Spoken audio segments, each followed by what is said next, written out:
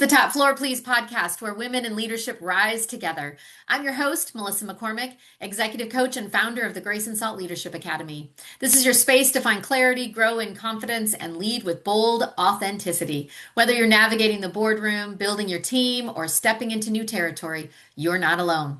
Let's talk real challenges, real growth, and real leadership because the top floor isn't just a place, it's a mindset. Alrighty then, let's get started.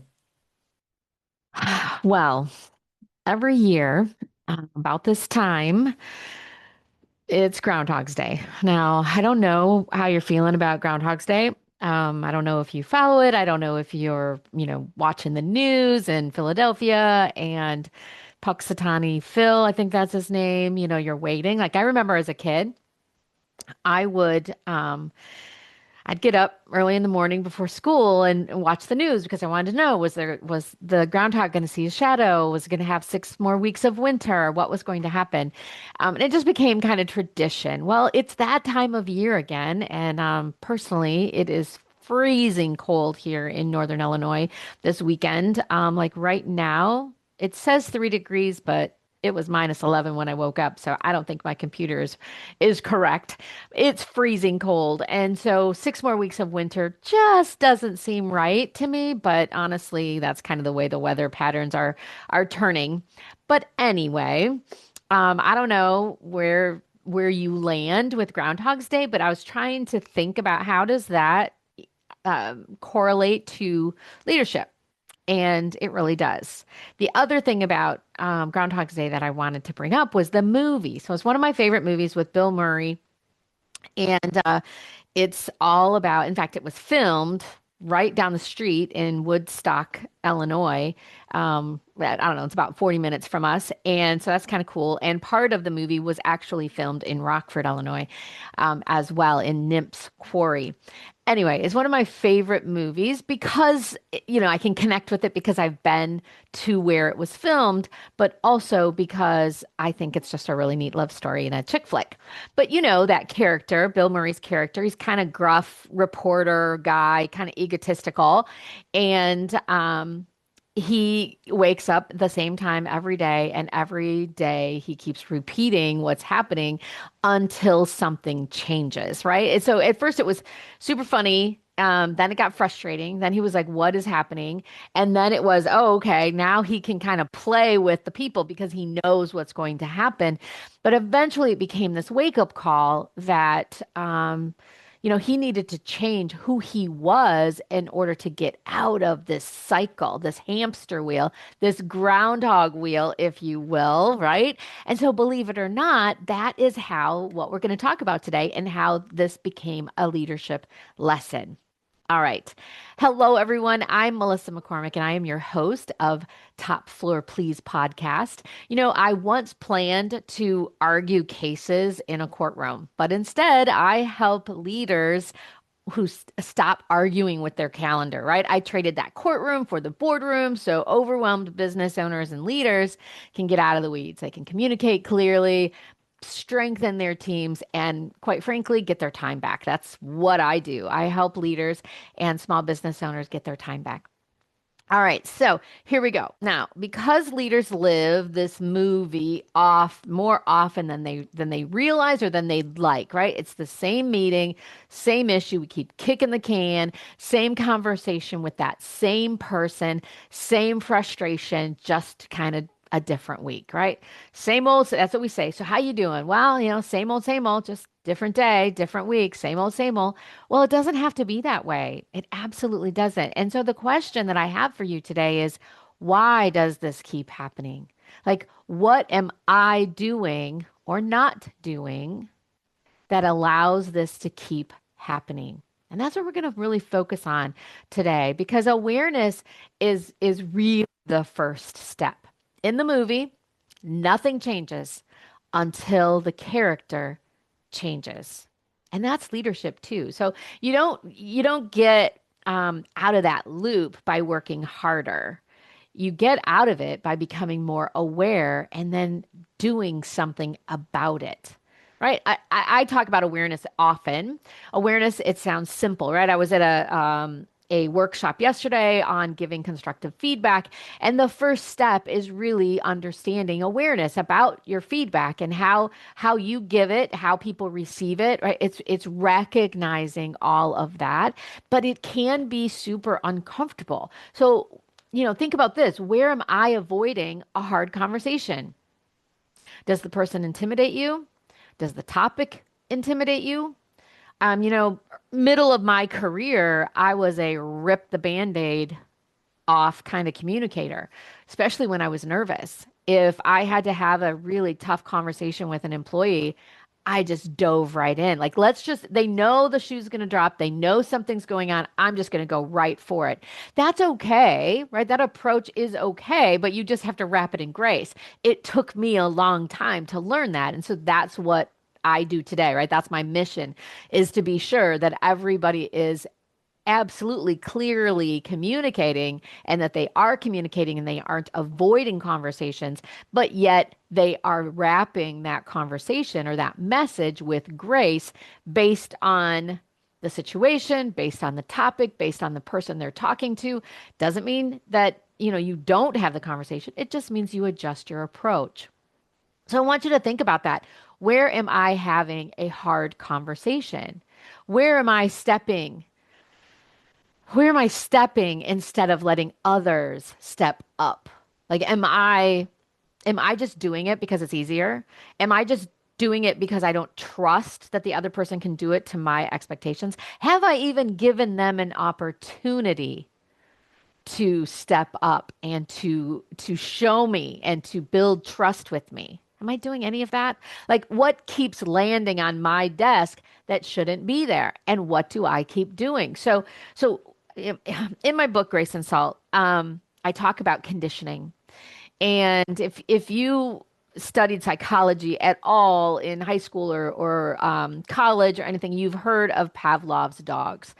And I feel like our devices tend to have conditioned us when you hear the ping. Like, to me, this is going to date me, but this started with AOL. So, right, it was AOL, you've got mail. And so when you'd hear that you've got mail, people would go, "Oh, I've got email. I need to address it." If they hear the ping, if they hear their phone go off, right, we become conditioned. And and that's what I think we do with our employees sometimes is we condition them. So Pavlov's dogs, if you don't know, was a scientist, and he trained dogs to every time they heard a bell, they would start they're salivating because they thought they were getting food. So he conditioned them. He proved that you could condition behavior. And that's what this device does to us.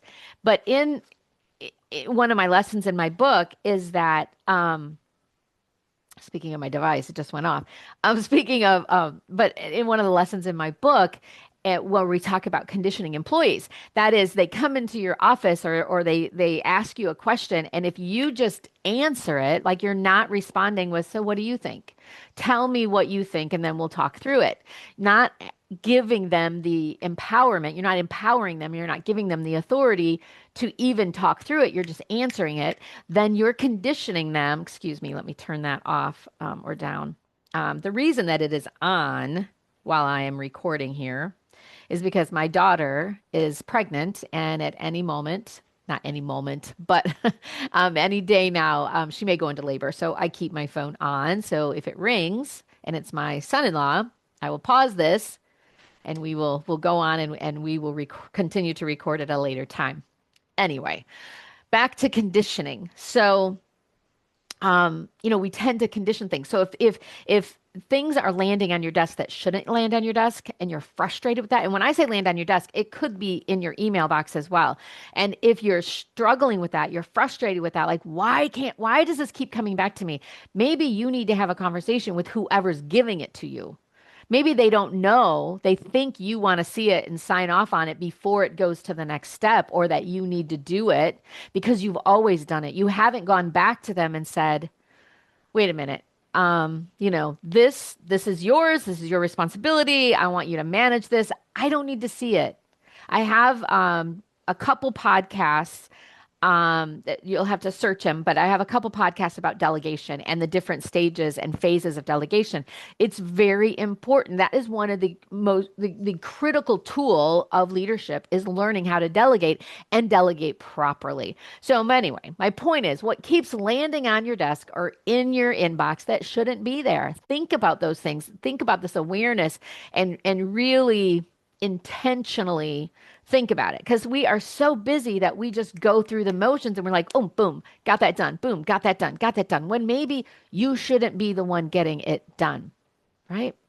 Now, if that same information keeps showing up, not random, that's information. So when we talk about, kind of bringing this back to Groundhog's Day, it's did the groundhog see a shadow, right? That shadow isn't the enemy. Although I don't want 6 more weeks of winter. But in leadership, that shadow is the pattern that you don't want to look at. So that's what I want you to focus on. That's the core of today's discussion. The shadow is the pattern that you might not want to look at, right? The behavior that you tolerate, the decision you keep postponing, the role that you haven't clearly defined. Seeing that shadow doesn't mean failure. It actually means you're paying attention, and it's all about leaderships, right? Leaders who pay attention are the ones who change outcomes. They're the ones that are making those hard decisions and then they're acting upon them. They're the ones having those tough conversations. Do you have something on your desk that isn't your department's responsibility? Or if you don't have a team, it's not your responsibility. Like, really, somebody else in the organization should be doing it. But most of us have been raised to say it's not my job. Or look at me. I am so messing up this podcast. But please bear with me. What I mean by that is we've been raised to not say it's not my job, right? We are invested. If I need to do it, I'll do it, even if it's somebody else's. But there's a point when you do need to push back and you do need to say, no, I'm terribly sorry, but this needs to go to the service department. When I became supervisor of the international shipping department, I don't even want to tell you when this was, but it was in the early 90s. And at that time, we had, I'm really dating myself, but at that time, I'm going to tell you the story. At that time, we had one fax machine, so FAX, fax machine, right? They're very rarely used in today's world. But that was the means, the quickest means of communication besides a telex machine, which predated fax, which predated email. And so all the faxes, we had one fax machine, and all the faxes would come into my department because most of the faxes were from international. And then it was our job to sort them by department. So the service department got these, the order entry department got those, blah, blah, blah. And we'd put them in those, those hot boxes, I think they were called, but there were like inboxes that were on in the equipment room where all the faxes were in the file and cabinets and all the stuff. So people would come there, they'd pull out, what faxes pertain to their department. Anyway, the service department had, for some reason, the international shipping department had to type all of the faxes that went internationally from the service department. I know, sounds silly. I don't know why that was. So when I became supervisor, I said, this is ridiculous. This takes time away from us doing our shipping documentation and making sure that we've got our orders in place and we actually have entered the orders, that they're correct, and that, we're scheduling shipments and containers and all the things for international shipping. So I had to negotiate, literally, with the director of service that we're not doing this anymore. And I don't even know why we started it, but okay, that's irrelevant. We're not doing this anymore without coming across as being, the B word, bossy pants. I probably was a little bossy pants because I was intimidated by him. This was the first time that I had to really push back at something. I am a servant leader at heart.